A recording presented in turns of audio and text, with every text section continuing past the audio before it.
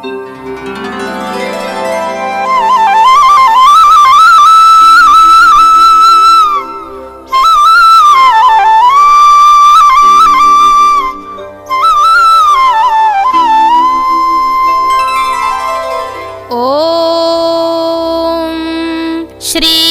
परमात्मने नमः।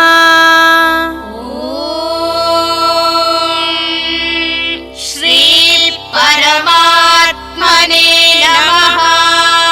श्रीमद्भगवद्गीता श्रीमद्भगवद्गीता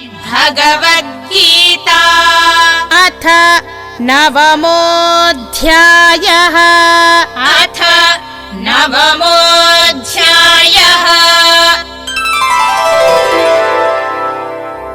श्रीभगवानुवाच श्रीभगवानुवाच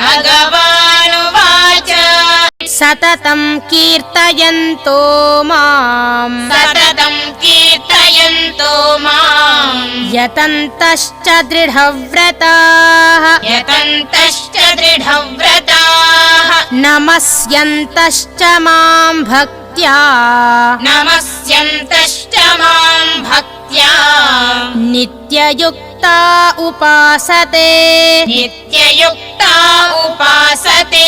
ॐ तत्सदिति ॐ तत्सदिति श्रीमद्भगवद्गीतासु श्रीमद्भगवद्गीतासु उपनिषत्सु ब्रह्मविद्यायां योगशास्त्रे श्रीकृष्णार्जुन संवादे राजविद्या राजगुह्ययोगो नाम